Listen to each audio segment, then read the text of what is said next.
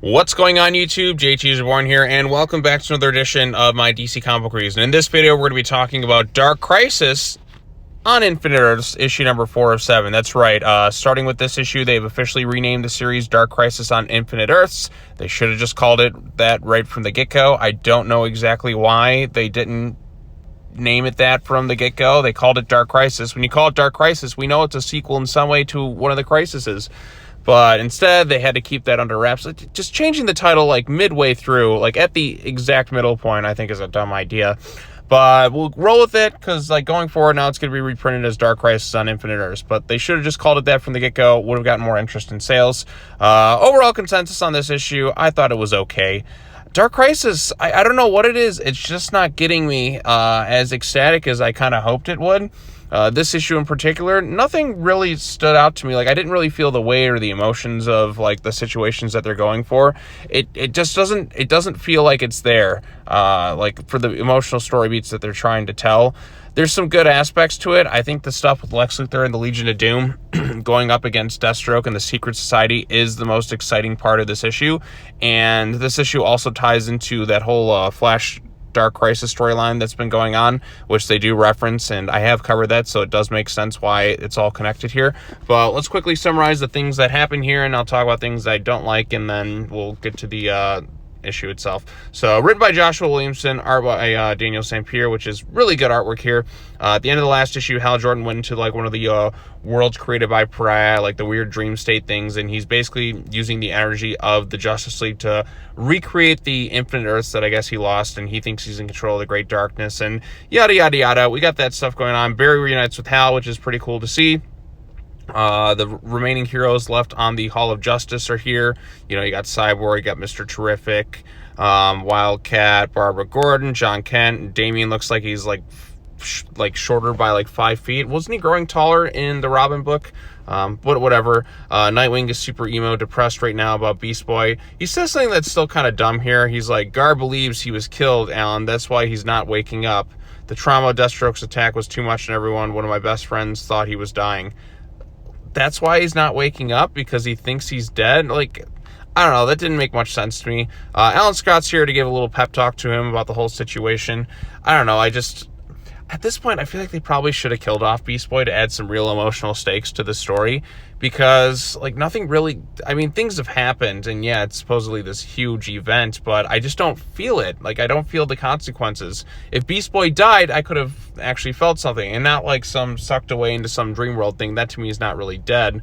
But if he just was straight up killed, and, like, Deathstroke kind of, like, stood over his body, and you felt the emotions in that scene, I would be feeling it more. I know he's going to get out of this situation, okay? There's not, like, given the fact that he's still alive now, there's no way he's not going to come out of it fine and just, you know, good old happy-go-lucky Gar. And they still never explain how he split off from Cyborg and that whole Teen Titans Academy nonsense, but I guess the less reference for that, the better. So anyways, we have the Legion of Doom and Black Adam. They're kind of, like, at odds with one another, and they're all kind of talking about having to take down Deathstroke, or some people are saying to work with him. Then Slade and the Secret Society shows up, and they get into a battle. Lex Luthor kind of realizes that Deathstroke is the point of contact. He is the point where if you take down Deathstroke, then you're gonna, like, have a better chance of taking out whatever this threat is. He is, like, the direct source of contact with the Great Darkness, and they have their conflict. Also, there's some stuff going on with the various magic users, and there's multiple Swamp Things here. I haven't been reading Swamp Things, so I don't know why there's 2 Swamp Things here, but so they're all in contact in that, and you know, there's some issue with the magic. Some are suggesting that the Great Darkness is not at fault, it's being manipulated and all that other stuff, but yada yada yada. The point is, we get the cool stuff right here with Lex Luthor fighting up against Deathstroke, and the Great Darkness kind of manifests itself, and all these characters fighting and all that is seemingly giving enough energy for Pariah's whole plan of bringing back the multiverse and creating a new thing. Like, there's this cool final shot right here. A new multiverse was born, Infinite Earths Reborn. So the Infinite Earths that were destroyed are somehow back, is allegedly what's going on here. And that's basically the issue in a nutshell. You still following me with this stuff? But yeah, that's kind of it. The coolest aspect, like I said, was the villains going toe-to-toe with each other. I mean, Lex Luthor fighting Deathstroke. I know Deathstroke kind of getting his ass kicked just it's kind of pathetic in a way that everybody is beating up Deathstroke when he's supposed to be this unstoppable force like he used to be. But literally everyone is beating him up, no problem. I will hopefully attribute kind of that to him being like mind control, and it's not really like Slade doing this stuff. But Slade just seems kind of lackluster in terms of villain. Like, he doesn't really get any major W's anymore, and he doesn't feel as big a threat considering everybody's just kind of beat his ass at this point.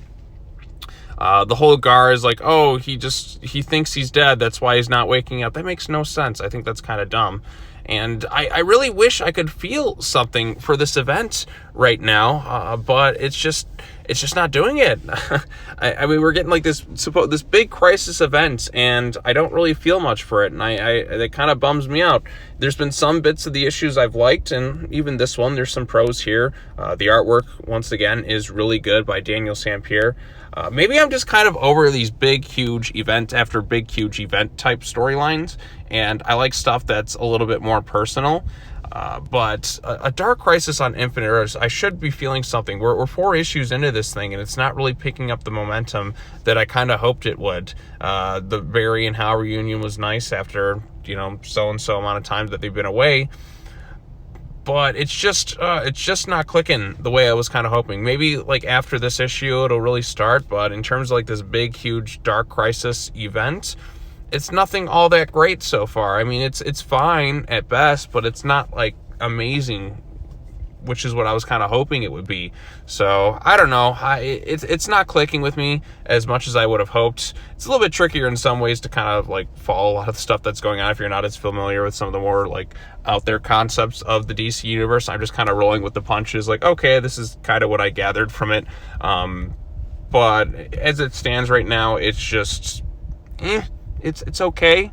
I don't hate it. I didn't like leave this issue thinking it was really terrible or anything like that. I just thought it was, well, okay. So there you go. Those are my quick thoughts on Dark Crisis on Infinite Earths, issue number 4 of 7. Let me know what you thought of it in the comment section down below. Be sure to like this video, share it with your friends, subscribe to the YouTube channel for more content, hit that bell for notifications, all that other fun stuff. Be sure to come back next time. I'm going to be talking about this week's issue of Batman, written by Chip Zdarsky, and I will see you all next time. As always, take care now. Bye-bye then, and I will see you all in the next video. Peace.